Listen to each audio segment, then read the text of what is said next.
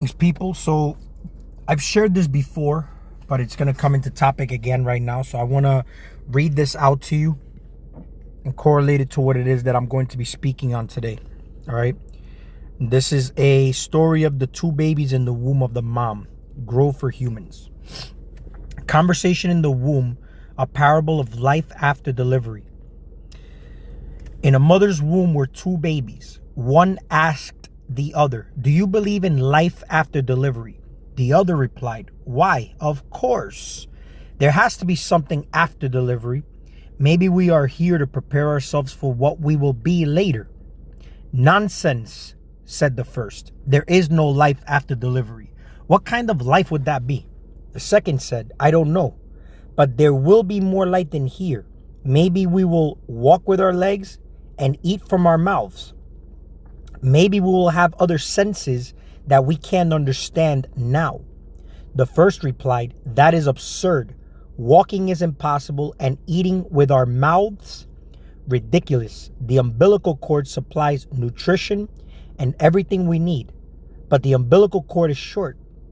Life after delivery is to be logically excluded." The second insisted, "Well, I think there is something, and maybe it's different than it is here. Maybe we won't need this physical cord anymore." The first replied, "Nonsense. And moreover, if there is life, then why has no one ever come back from there? Delivery is the end of life, and in the afterlife there is nothing but darkness and silence and oblivion. It takes us nowhere." "Well, I don't know," said the second, "but certainly we will meet Mother and she will take care of us." The first replied, "Mother? You actually believe in Mother? That's laughable. If Mother exists, then where is she now?" The second said, "She is all around us. We are surrounded by her. We are her. It is in her that we live. Without her, this world would not and could not exist." Said the first, "Well, I don't see her, so it is only logical that she doesn't exist." To which the second replied, "Sometimes when you're in silence and you focus and you really listen, you can perceive her presence, and you can even hear her loving voice calling down from above." This is a parable from Your Sacred Self by Dr. Wayne Dyer. Greetings, people. Such a beautiful story of the babies in the womb of the mom. And you would start to think, like, where are you now, right? We're going to call this one the self-sustaining woman. You know how they say that nature doesn't need man, but man needs nature, right? I want to go about this in a few different ways, okay? When you look at a baby in the womb of the mom, the baby is basically one with the mom. What the mom thinks, what the mom feels, what the mom experiences, the baby experiences, right? And I said that it's in the womb of the mom. It's a metaphysical being. It's not a physical being. It's not out in the world. In fact, it's basically all water, right? So, you know, in order for you to be here in a human experience, you basically would have to take your first breath. But you're in the womb of your mom and you're made of all water. And here your body's made of water, but it's like maybe 70-80% water, and then the rest would be physical matter. You're like a mirror of what the planet is. The planet's made of like 70% water, the rest is land, right? It's basically the same thing you are, right? And you're here in a planet. We call it Mother Earth, right? The great mother, Mother Nature, right? But you're one with Mother Nature when you're in the womb of your mom. And here in this planet, you are one with nature in this way that I was talking in the previous video, to put it into context and add a little more clarity to it, right? And if you're here on this planet, you notice how the babies in the womb of the mom were having a conversation where they said that when they're silent, they can perceive her. She's all around us, and you can even hear her loving voice, right? And we are in this system right now where we would say, well, we worship God, the Father. We are in a patriarchal system, and the female or the feminine energy is kind of like overlooked in a way to its full potential of what it actually is, because we favor the patriarchy, right? Because it's a system that's designed a certain way, but it's in a certain way to keep you disconnected from the heart space. The heart space is Mother Earth. That's the feminine energy. All right. And you know how they say that, you know, the woman came from man, right? This is basically your heart. So it's basically, it's housed around the rib cage. So you come out the rib of man, right? But man still manifested out of nothing, right? Which is basically everything, which is basically God. Okay.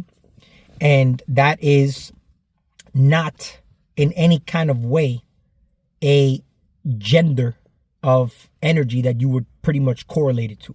It's not a gender, it's just energy. See, here, in order for you to have an experience, you would have to perceive negative and positive energy, meaning masculine and feminine. It's the only way you can perceive your experience here in this reality, right? Because it's just energy beyond what you think that is. But in a human, you can't perceive it as a human. It's like, that's why they say it's androgynous. But it has nothing to do with gender. It's just energy.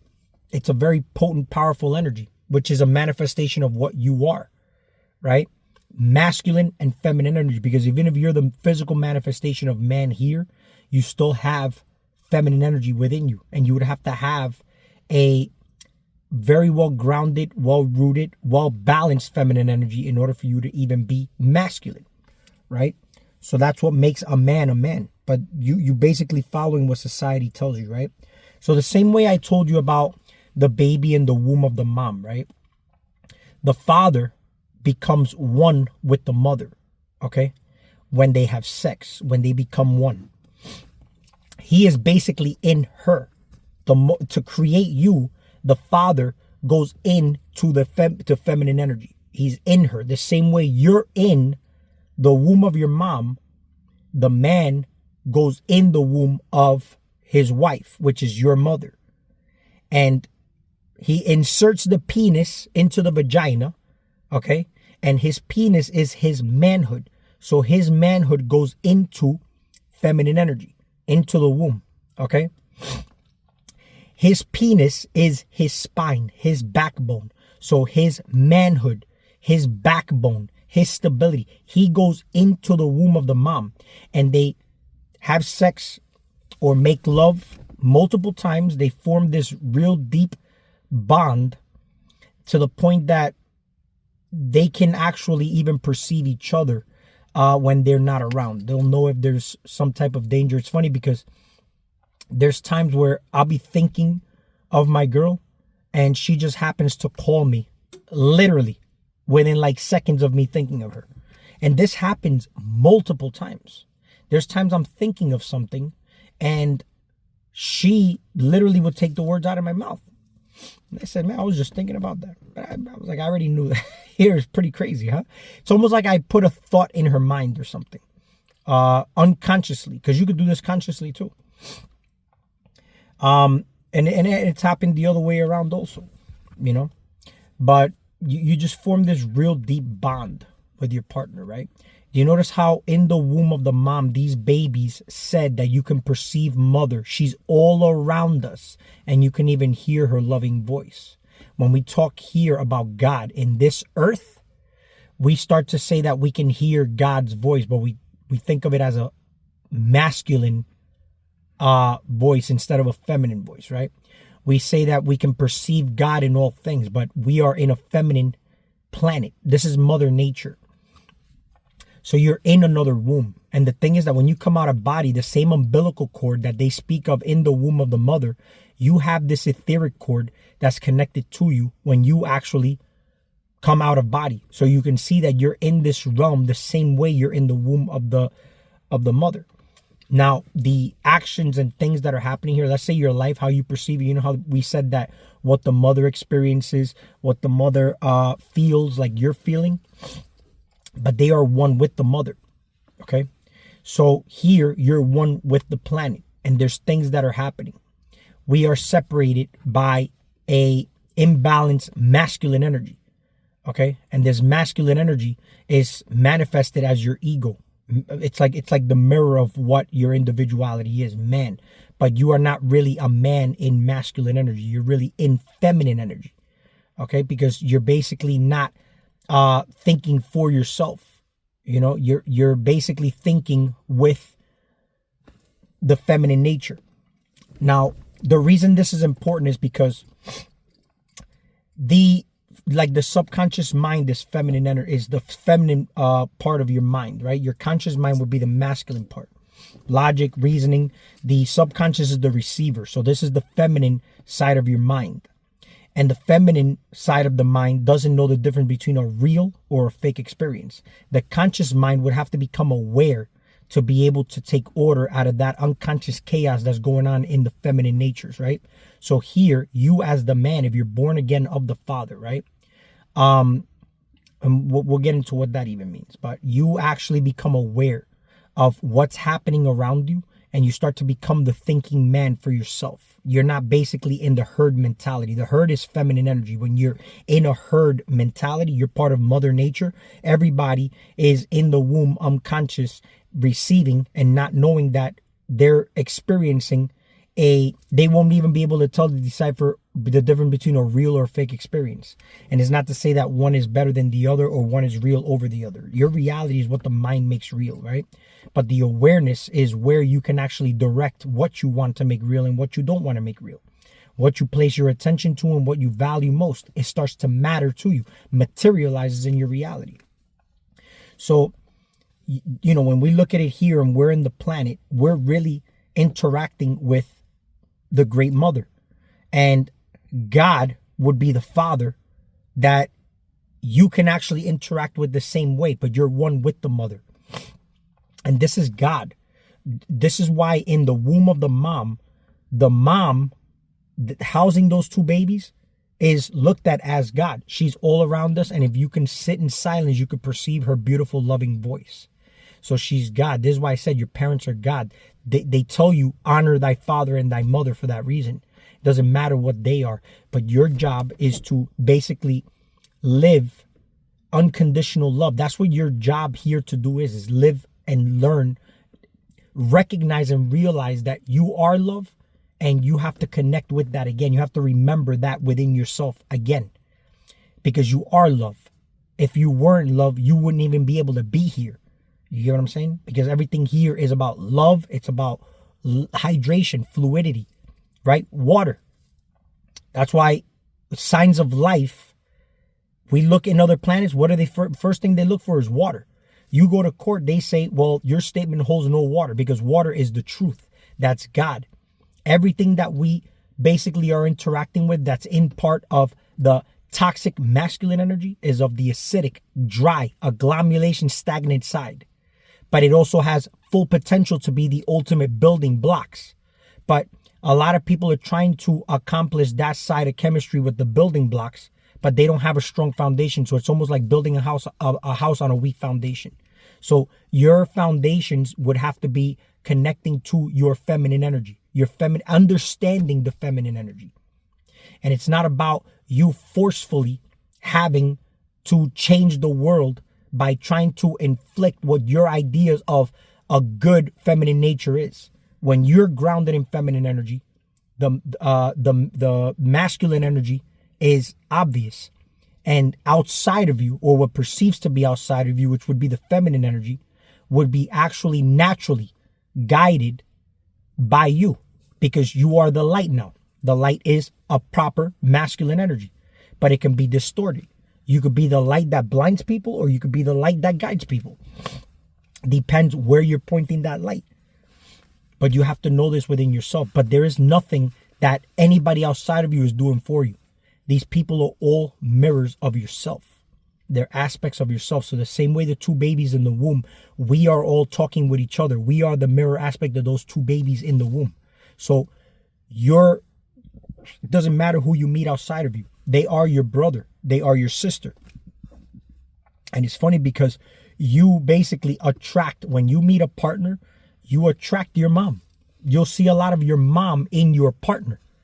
And this is why it's important. If your mom was toxic, or if she was a positive thing in your life, the key is to forgive her. And you actually become aware of the patterns that didn't serve you when you were growing up, and you become a better person. Every day it's about accomplishing or reaching theosis to some extent. You're basically bettering yourself every day.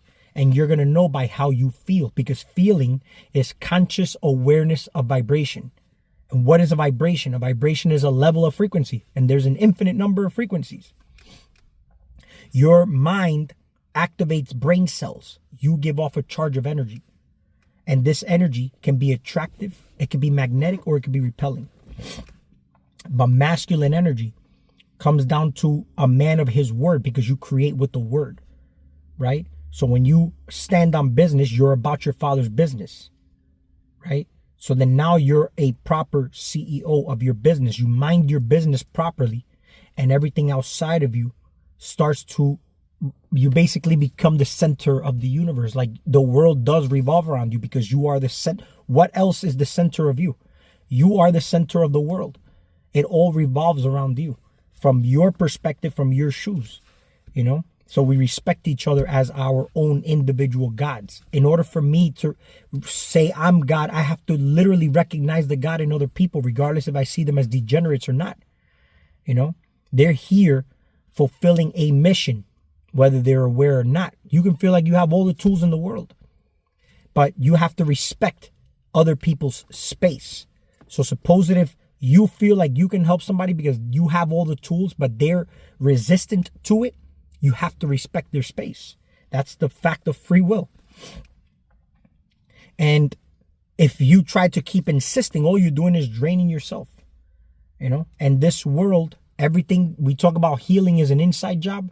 It still revolves around energy. You need energy for all this to heal, to basically be able to self-actualize and self-realize. You got to have a strong level of vibration, like a strong vibe, a strong aura, a strong energy center, you know? And it all starts from you. But the whole memory inside the womb of your mom and whatnot, it all comes from your mom, right? But it's implanted by your dad. That thought, you're an idea implanted from your father. So when you look at this realm and you say, what came first, the chicken or the egg, right? Some would say the rooster. We say man was here first, right? But there's things that are very quite obviously hard to debunk, all right? You got to look at things from a quantum level, so everything's potential. I've mentioned this in videos. How do you know you just weren't created yesterday? How do you know that? Or how do you know that when you were born, and then the moment that you became aware, because they say, give me a child from the age of 1 to 7 and I'll show you the man, right? Your brain is decoding reality.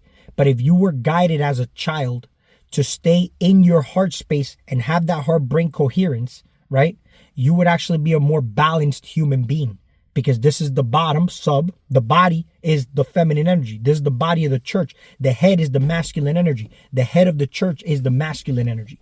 So the body of the church is the woman, the female. Right? This is where your heart is. This is where your kidneys are at. This is where your adrenal glands are at. Right? The master glands are in the top. You got the pineal, and then you got the pituitary.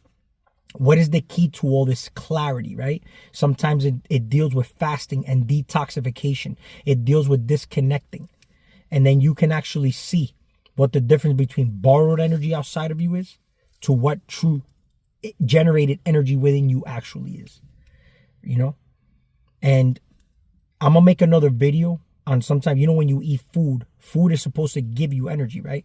But you can see the difference when you're eating something cooked to something that's raw, something that's not, it hasn't been denatured or heated to the point that you kill the food. There was I grow a lot of fruits, right? So I give fruits to somebody that owns a farm. They have a bunch of chickens that are roaming free, eating earthworms and all that. And I get these eggs that I'm like, man, these eggs look phenomenal. So I get these eggs and, literally freshly coming out of the chicken, never been refrigerated or anything. I literally take 4 of those. Me and my son eat. My son's 11. His birthday's tomorrow. And you know, he'll drink these eggs. But I'm telling you, there's something that that type of food gives you. It's like I felt a euphoria, some type of energy surge that from within. It's just something it's a beautiful feeling, right? But what is it? People would think like it's like a micronutrient wheel, and it's not. It's life force energy that I was intaking, right? That there was a full life bar to that type of food. If I grow a watermelon, there's nothing more complete of a diet than that. You got minerals, you got amino acids, you got the proper hydration. You know what I'm saying? But more importantly than anything, it's a watermelon that you grew in your garden full of life force. What do you think this does? It amplifies your consciousness. It literally broadens your awareness. You get what I'm saying? It's coming from nature. The same way, if you take some mushrooms from nature, you're basically experiencing it through the vessel, right? You're basically observing that experience with the plant. So it's the same way the baby in the womb is experiencing its experience because of what the mom is experiencing. The plants that you ingest or the life force that you ingest outside of you, you're putting it in you. It's now part of you. You are observing the experience of what is in nature that is basically you in a different vibration or frequency or vibratory. And you get amazed by this because you're seeing things you've never seen before with the limitations of what your physical eyes are showing you. You know what I'm saying? You may see things you've never seen before, like colors, but you'll closely correlate the closest color to the one you know, because that's what the law of correspondence is all about. You know, we have certain things that we abide by here to basically be conducive to the bounds and limits of nature, right? But you are not those things. You are limitless, but you're just having that experience right now. And when you experience that level in you, right, it's hard for you to put it into words because the words are limited, right? And your experiences of what you can do here are also limited. You notice how when you're a baby, you'll notice that you have limitations to what you could do. But when you get older, you'll notice that you just feel like those limitations are diminished. But here's the paradox. As you become more expansive in the physical realm, you sort of become a little more diminished in your godlike abilities. So you see, you got to be balanced. And when you get older, you start to notice that you go back to like being a child. You start losing those abilities again. Your body starts to experience those limitations again. The key is to keep the mindset strong. And how do you keep the mindset strong, right? It's practicing that awareness, but through meditation, you actually practice that, but also the fuel that's going in you and how much energy you drain on things that don't matter. Because when you get older, you notice how kids, they break a bone, they can heal quicker. They have the ability to recover quicker. So you have to maintain that ability to recover by either fasting or maintaining that level of hydration at all times, because you stimulate the same growth hormone you had when you were younger. But that's all I have for this video. Like if you like, share, subscribe, and that does help my channel out a lot. And we will talk soon.